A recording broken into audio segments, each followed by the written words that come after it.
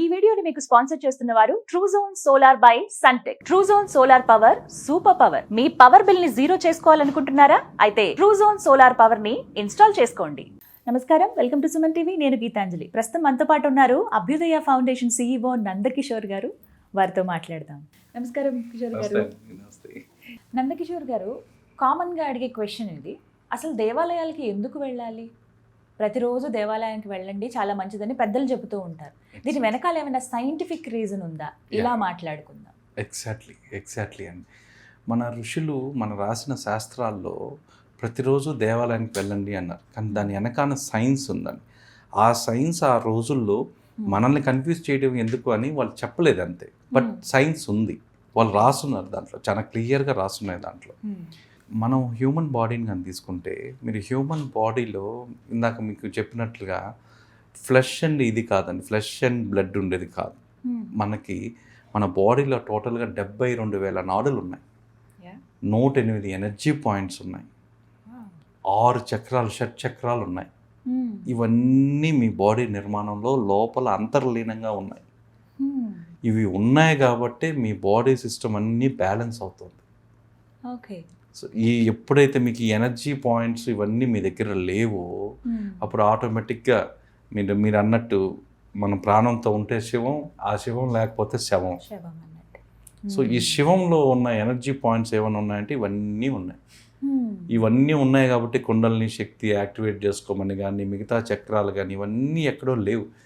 దేవుడు ఈ సృష్టిలో ప్రతి ఒక్కరికి irrespective of religion, place, caste అందరికి సమానంగా ఇచ్చాడు ఎనర్జీ పాయింట్స్. మగవాళ్ళలో, స్త్రీలలో ఒకరికి తక్కువ, ఒకరు ఎక్కువ ఎవ్వరు లేదు. మనం చేయాల్సింది, దేవుడు ఇచ్చిన గిఫ్ట్ని మనం చేయాల్సింది అంటే డైలీ వెళ్ళి రీఛార్జ్ చేసుకోవాలి. ఎక్కడో దగ్గర ప్లగిన్ కావాలి. ఆ ప్లగిన్ అయితే మీ లోపల ఉండే ఎనర్జీ, అదే మీకు చెప్పాం కదా, మీ బ్యాలెన్స్డ్గా మీ సిస్టమ్ ఎలా వెళ్తుంది. మీరు బ్యాలెన్స్డ్గా, మీకు ఒక 2 డిగ్రీలు తగ్గిన టెంపరేచర్స్ ఇవన్నీ, ఈ సమతుల్యత అనేది మీ శరీరంలో ఎక్కడి నుంచి వస్తుంది? ఎవరు బ్యాలెన్స్ చేస్తున్నారు?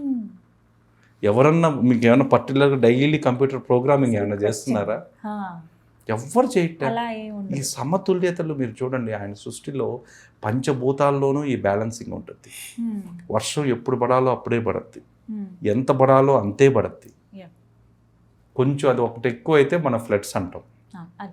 టెంపరేచర్, మన బయట దొరికే ఎండ, గాలి, 5 ఎలిమెంట్స్ ఎలా ఉన్నాయో మనం కూడా ఆయన ప్రోడక్టే కదా. We are also the god's product, ఆయన క్రియేషన్లో ఒక ప్రోడక్ట్. సో వీటిల్లోనూ సేమ్ నాడులు ఉన్నాయి, ప్రతి ఎలిమెంట్లోనూ నాడులు ఉన్నాయి. అదే మన శరీరంలో ఉండే నాడులు అని మనం అంటాం. ఎర్త్ లోపల ఉండే నాడుల్ని లే లైన్స్ అంటాం, LEY లే లైన్స్ అంటాం. వాటిల్లో కూడా నాడులు ఉన్నాయి, వాటిల్లోనూ అన్ని ఎనర్జీ పాయింట్స్ ఉన్నాయి. వాటిల్లోనూ ఆ తర్వాత ప్రతి ఒక్కటి మీ హ్యూమన్ బాడీలో ఏవైతే ఉన్నాయో ఎనర్జీ పాయింట్స్ అవన్నీ ప్రతి ఒక్క ఎలిమెంట్లోనూ ఉన్నాయి. ఆకాశంలో ఉన్నాయి, వాటర్లో ఉన్నాయి, ప్రతి ఒక్క దీంట్లో ఉన్నాయి. ఆ ఎక్కువ ఉన్న దాటిల్లోనే జియోమాగ్నెటిక్ వాల్యూస్ అంటాం మనం. ఈ జియోమాగ్నెటిక్ వాల్యూ పదం ఎలా వచ్చింది అంటే, మనలో ఉన్న హై ఎనర్జీ పాయింట్స్, ఈ రెండింటిని, పంచభూతాల్ని, మనల్ని, ఆ ఎనర్జీ పాయింట్స్ని మనం రీఛార్జ్ చేసుకోవడానికే మనకి దేవాలయాలు అనే కాన్సెప్ట్ వచ్చింది. సో ప్రతిరోజు మీ కోరికలు కాదండి, మీ కోరికల కన్నా ఇంకా ఎక్కువ మీ శరీర నిర్మాణాన్ని కాపాడడానికి, మనల్ని మనం కాపాడుకోవడానికి, మనల్ని మనం రక్షించుకోవడానికి మనకున్న ఎనర్జీ పాయింట్స్ ఏమైనా ఉన్నాయంటే అవి దేవాలయాలు. పెద్ద దేవాలయాలు అయితే దాని రేడియస్ ఎక్కువ ఉంటుంది. ప్రతి ఒక్క దేవాలయ నిర్మాణమే, అందుకే చూడండి దేంట్లో ఒక నానుడి ఉంది, దేహమే దేవాలయం అని. ఈ దేహమే దేవాలయం ఇంటర్ప్రిటేషన్స్, అనాలిసిస్లో లాస్ట్కి పెరాలసిస్లు కూడా వచ్చాయి, ఎవరు దిగినట్టు వాళ్ళు చెప్పుకున్నట్టు. కానీ యాక్చువల్ కాన్సెప్ట్ ఏంటంటే, దేహమే దేవాలయం అనేదానికి మన తల ఏదైతే ఉందో, మీరు కానీ చూసినట్టయితే ఒక దేవాలయానికి అదొక గోపురం. మన మెడ దగ్గర నుంచి పొట్ట దాకా ఏదైతే ఉందో అది నాట్య మండపం, ఆ మధ్యలో ఉండే నాట్య మండపం. మీ నడుం దగ్గర నుంచి కాళ్ళ వరకు ఏదో ఉందో అది ఎంట్రన్స్, ధ్వజస్తంభం. ఇది ఇక్కడ ఉండే 6 చక్రాలు ఏవైతే మనకు ఉన్నాయో ఆ 6 చక్రాలు వరుసగా అలైన్మెంట్ ఉంటుంది. అవి పెట్టే ఆ నిర్మాణం అనేది జరిగింది. గర్భగుడి ఏదైతే ఉందో అది మన హృదయాలయం, మన హృదయమే గర్భాలయం. సో ఇక్కడ కూడా మనకు ఒక చక్రం ఉంటుంది. ఈ చక్రం కూడా హృదయ చక్రం అనేది ఉంటుంది. దీనికి గర్భగుడికి 2 లింక్ అయి ఉంటాయి. ప్రతి ఒక్క ఎనర్జీ పాయింట్, ప్రతి ఒక్క చక్రం మీ బాడీలో ఏదైతే ఉందో అది టెంపుల్కి ఇంటర్లింక్ అయి ఉంటుంది. మీరు ఎప్పుడైతే దేవాలయ ప్రాంగణంలో అడుగు పెట్టంగానే, మీ పాదం పెట్టంగానే ఆ ఆలయ ప్రాంగణం మొత్తం ఒక శక్తి కేంద్రంగా పనిచేస్తుంది. ఆ శక్తి కేంద్రం మీ పాదాలు ఏవైతే ఉన్నాయో ఆ పాదాలు ప్లగ్-ఇన్ పాయింట్స్. మీ అందుకే చెప్పులు వేసుకొని నడవకూడదు అంటారు దేవాలయాల్లో. ఎందుకు నడవకూడదు అంటే కారణం ఇది. అక్కడికి వెళ్ళంగానే ఎనర్జీ, ఆ ఎనర్జీ మీకు తెలియకుండా, కంటికి కనిపించకుండా మన పాదాల ద్వారా మన శరీరంలోకి ఎంటర్ అయ్యి ఏ చక్రం, ఆ గుడికి ఏదైతే వాళ్ళ ఒక సూత్రం ఉంటుందో ఆ సూత్రం ప్రకారం ఆ చక్రం ఓపెన్ అవుతుంది. ఏ చిన్న గుడి అయినా సరే ఫస్ట్ మీకు ఓపెన్ అయ్యేది ఆజ్ఞాచక్రం ఉంటుంది. ఆజ్ఞాచక్రం ఓపెన్ అవుతుంది. ఆజ్ఞాచక్రం ఏ టెంపుల్ అయినా, మీ ఇంటి పక్కనున్న చిన్న దేవాలయంలో కూడా, ఆ దేవాలయ నిర్మాణంలో కూడా ఏదో ఒక చక్రం యాక్టివేట్ అవుతుంది. అడుగు పెట్టంగానే మీరు దేవుణ్ణి చూసేటప్పుడు ఇంకా కాస్మిక్ ఎనర్జీ మీకు వస్తుంది.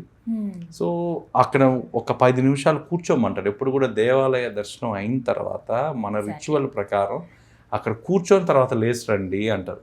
ఆ కూర్చోవడం వల్ల మీ మూలాధారం కింద తగులుతుంది ఆ ఎనర్జీ పాయింట్కి. ఆ మూలాధారంలో అన్ని చక్రాలు నిద్రావస్థలో ఉంటాయి. ఆ నిద్రావస్థలో ఉన్న చక్రాలు ఆ గుడి సూత్రం ప్రకారం యాక్టివేట్ అవుతాయి.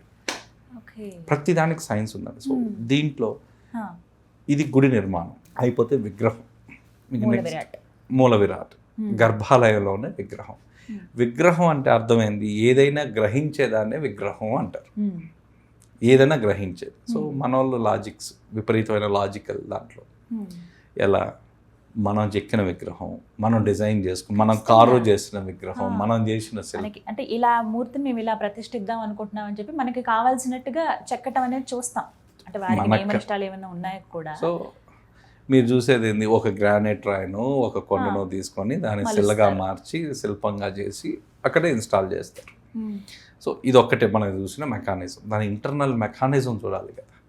ఎప్పుడైతే మనకు పాత కాలాల నుంచి కూడా రెజోనెన్స్ హీలింగ్ అనేది ఉందండి. ఈ రెజోనెన్స్ హీలింగ్ ఏంటంటే శబ్ద తరంగాలు. ఈ శబ్ద తరంగాలు ఎక్కడి నుంచి వచ్చాయి? ఓంకారం, మంత్రం. మంత్రంలో ఇప్పుడు కూడా ఒక మంత్రాన్ని ఎందుకు చాంట్ చేయమంటారు గురువు గారులు కానీ దేవుళ్ళు కానీ అంటే, ఆ మంత్రంలో ఉండే శబ్ద తరంగాలు నీ శరీరంలోకి ఎంటర్ అయ్యి నీలో నిక్షిప్తంగా ఉన్న 108 ఎనర్జీ పాయింట్స్, షట్చక్రాలు, 72,000 నాడుల్ని యాక్టివేట్ చేస్తుంది. అందుకే మంత్రోచ్చారణ. ప్రతి ఒక్కదానికి మనం మంత్రాలు చెప్పడం మానేసి ఇప్పుడు మనం 10 మంది స్వాములు పెట్టుకొని చేయించుకుంటాం కాదు. మన మంత్రోచ్చారణ వల్ల మన హీలింగ్ మనకు జరగద్ది. మీ కోరిక ఏదన్నా కావచ్చు. ముందు healing and energy points first మనం అర్థం చేసుకోవాల్సిన, మన శరీర నిర్మాణము ఫ్లెష్ అండ్ బ్లడ్తో కాదు. మనకు తెలియని ఎనర్జీ పాయింట్స్ 72,000 నాడులు ఉన్నాయి. ఇవి యాక్టివేట్ చేసుకోవడానికి దేవాలయాలు. ఇవి ఇప్పుడు విగ్రహం దగ్గరికి వచ్చేసరికి నేను మీకు ఒక ఎగ్జాంపుల్ చెప్తాను. కార్ బ్యాటరీ ఎగ్జాంపుల్ చెప్తాను. సపోజ్ మీరు ఏదైనా ఒక కార్ బ్యాటరీ తీసుకున్నారనుకోండి, దానికి ఉన్న క్యారెక్టరిస్టిక్స్ ఏంటి, దానికి ఉన్న గుణాలు 3. ఒకటి వచ్చి మీరు ఛార్జింగ్ పెట్టినప్పుడు అది బయట నుంచి ఛార్జింగ్ తీసుకోవాలి, ఫస్ట్ రిసీవింగ్. రెండోది ఏంటి, తీసుకున్న దాన్ని స్టోర్ చేసుకోవాలి, స్టోరేజ్ ఉండాలి. మూడోది ఏంటి, స్టోరేజ్ చేసుకున్న దాన్ని డిస్ట్రిబ్యూట్ చేయాలి. సో అదే విధంగా మీరు ఒక విగ్రహం ప్రతిష్టాపన జరిగిన తర్వాత కుంభాభిషేకం రోజు మీరు ఏదైతే ఆ విగ్రహం కింద మంత్రం, యంత్రం, సూత్రం ఈ 3 కలిపి ధాతువులు, ఈ ధాతువులన్నీ కలిపి మీరు చేసే మంత్రోచ్చారణ వల్ల, మీరు చేసే వేద పఠనం వల్ల ఆ విగ్రహానికి ఒక శక్తి వస్తుంది. అది ఎలాంటి శక్తి అంటే కాస్మిక్ ఎనర్జీని రిసీవ్ చేసుకునే శక్తి ఆ విగ్రహానికి వస్తుంది. ఎప్పుడైతే ఆ విగ్రహానికి ఆ కెపాసిటీ వచ్చిందో, మీ గర్భాలయంలో మీరు ఎక్కడ కానీ చూసినట్లయితే ఎక్కడ ఎలక్ట్రిసిటీ ఉండదు. గర్భాలయాల్లో ఉండకూడదు కూడా. ఎందుకు అంటే అక్కడ మీరు పాత దేవాలయాల్లో కానీ చూసినట్లయితే దీపాలు, ప్రమిదలు ఉంటాయి. ఈ పక్క ఒక దీపం, ఆ పక్క ఒక దీపం. ఆ దీపం వెలుతురులోనే మీరు చూడాలి. ఎందుకు అంటే తీసుకున్న ఎనర్జీని అది స్టోర్ చేసుకునే ప్లేస్ అది. గర్భాలయం అనేది ఎనర్జీ స్టోర్ చేసుకుంటుంది ఆ విగ్రహం. మీకు డైలీ అయిపోద్ది కదా ఎనర్జీ అంటే, మనం డైలీ అర్చన, అభిషేకాలు ప్రతిరోజు పూజారి చేయడం వల్ల, ఆ మంత్రోచ్చారణ వల్ల అవి యాక్టివేట్ అవుతూ ఉంటుంది ఆ విగ్రహం. ఆ ఎనర్జీ అనేది కంటిన్యూస్గా రిసీవ్ చేసుకుంటూనే ఉంటుంది. అందుకే చూడండి, ఈ ఆలయాలు ఎప్పుడైతే మనం వెళ్ళడం మానేస్తామో, పూజలు చేయడం మానేస్తారో, అది శిథిలావస్థకు వచ్చేస్తాయి. ఎక్కడైతే అలాగనే కొన్ని వేల గుళ్ళు ఆ విధంగా అయిపోయాయి.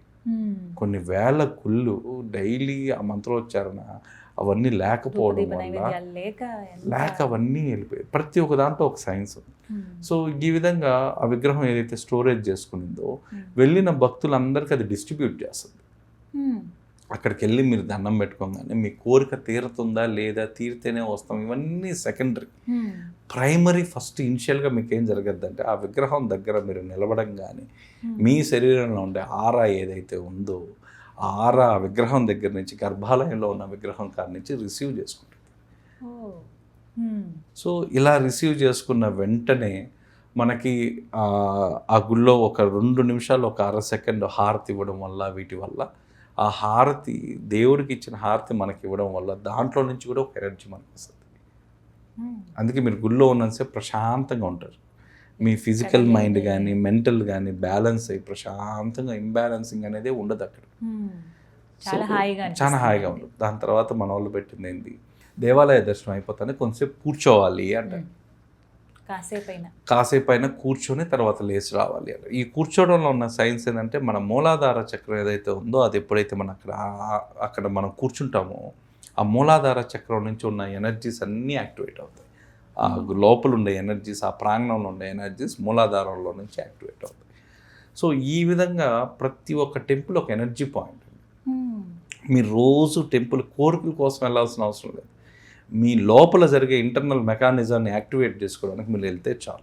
చాలామంది నేను గమనించానండి, అంటే ఒక రెజల్యూషన్ లాగా తీసుకుంటారు, ఈ సంవత్సరం అంతా ఒక్కరోజు కూడా వదలకుండా నేను దేవాలయానికి వెళ్ళాలి. అలా ఒక 2-3 నెలలు వెళ్ళగానే చాలా డ్రాస్టిక్ చేంజ్ చూస్తాం వాళ్ళల్లో. అంటే రీజన్ ఇదే అనుకోవచ్చు. మీకు పాత రోజుల్లో కూడా డైలీ గుడికి వెళ్ళడం వల్ల వాళ్ళు ఎందుకు హెల్తీగా ఉన్నారు, వాళ్ళ కోరికలు ఎందుకు తీరుతున్నాయి అంటే వాళ్ళ ఎనర్జీస్ లోపల యాక్టివేట్ చేసుకుంటున్నారు వాళ్ళు. ఇప్పుడు మీరు విలేజ్లో కానీ చూసినట్టయితే వాళ్ళు ప్రతిరోజు ఫస్ట్ స్నానం చేసి ముందు గుడికి వెళ్తారు. పోయి ఒక మనం ప్రసాదం కోసం దేనికోసం ఫస్ట్ అయితే గుడికి వెళ్తారు. ఆ దేవాలయంలో అడుగు పెట్టగానే ఆటోమేటిక్గా మీ ఎనర్జీ పాయింట్స్ యాక్టివేట్ అవుతున్నాయి. దీనికి మీకు ఒక స్పిరిచువల్ ప్రాక్టీస్ పర్లేదు, మీరు ఒక సాధన చేయబడలేదు, ఏది పర్లేదు. మీరు అక్కడికి వెళ్ళంగానే మీకు ఆటోమేటిక్గా యాక్టివేట్ అవుతుంది. సో ఈ ఎప్పుడైతే ఆ బెనిఫిట్స్, ఆ ఎనర్జీ బెనిఫిట్స్ మనం తెలుసుకుంటామో, సో ప్రతి ఒక్కరూ మనలో ఉన్న ఎనర్జీస్, మన లాజికల్ థింకింగ్ ఇందాక మీరు చెప్పినట్టు మీ బాడీ ఇంత సమతుల్యత ఉంది అంటే మీ బాడీలో దానికి కారణం ఏదో ఒక శక్తి అయి ఉండాలి. ఖచ్చితంగా ఆ శక్తి మీరు వాడకుండా వదిలేస్తే అది ఎప్పుడు మరుగున పడిపోద్ది. ఏదో ఒక రోజు సిక్ అయిపోతారు. సిక్ అయిన రోజు మీరు ఏం చేయలేరు. అంటే మీరు ట్రీట్మెంట్ తీసుకుంటూ మీరు కానీ చూసినట్టయితే పెద్ద పెద్ద సర్జరీస్ చేసి వచ్చిన వాళ్ళకి మనకు తెలియకుండానే మనం తీసుకెళ్ళి కుంకుమ విభూది పెడుతుంటాం. ఆ కరెక్ట్గా ఆజ్ఞా చక్రం పైన పెడతాం. దాని అర్థం ఏంది, మీకు బ్లెస్సింగ్స్ వస్తాయి, మీకు వాళ్ళు ఉంటాయని. కానీ దాంట్లో ఉన్న సైన్స్ ఏంది, వాడికి ఏ చక్రాలు అయితే అన్నీ మూలబడిపోతాయో, అవి ఏవైతే రీఛార్జ్ లేకుండా ఉండిపోతాయో వాళ్ళు హాస్పిటలైజ్డ్ అవుతారు, సిక్ అవుతారు. సిక్ అయినప్పుడు ఎప్పుడైనా మీరు విభూది ఆ ప్లేస్ కుంకుమ పెట్టడం వల్ల అది కరెక్ట్గా అది యాక్టివేట్ చేస్తుంది. అలా చేంజ్ అనేది, ఆ ట్రాన్స్ఫర్మేషన్ అనేది చూస్తారు మీరు. సో ఇది ప్రతి ఒక్కరు దాని ఒక శక్తి కేంద్రంగా ఎప్పుడైతే ట్రీట్ చేస్తారో ప్రతి దేవాలయం, ఏ దేవాలయం అన్నా, సో ఆటోమేటిక్గా మనం రోజు వెళ్ళాలి. మనం వెళ్ళి మన ఎనర్జీ పాయింట్స్ మనలో ఉండేవి, ఎవరో వేరే వాళ్ళకు ఉండేవి, మనలో ఉన్న ఎనర్జీ పాయింట్స్, చిన్నదైనా పెద్ద దేవాలయం ఏదైనా దేవాలయ నిర్మాణమే ఇస్ ఎ కాస్మిక్ డయాగ్రామ్ అండి. సో దీంట్లో అడుగుపెట్టిన ఎక్కడికైనా సరే ఇది యాక్టివేట్ అవుద్ది. ఆ ఎనర్జీ పాయింట్స్ యాక్టివేట్ చేసుకొని మన పాటికి మనం వస్తే మీ కోరికలు తీరే సెకండ్ సంగతి, ముందు మీరు ఆరోగ్యంగా ఉంటారు. ఫస్ట్ అదే కదా ఇంపార్టెంట్. మనిషికి మీకు అవసరం 2, హెల్త్, వెల్త్. హెల్త్ బాగుంటే చాలు. మనకి కొన్ని కోట్లున్న హెల్త్ లేకపోయినా దాన్ని ఏం చేయలేరు. సో ఈ హెల్త్ ఫస్ట్ మీరు ప్రైమరీ మీరు బాగు చేసుకొని బయటకు వచ్చేస్తారు. ఆటో హీలింగ్ జరగద్ది. ఈ ఆటో హీలింగ్ అనేది ఓన్లీ టెంపుల్స్లోనే జరగద్ది.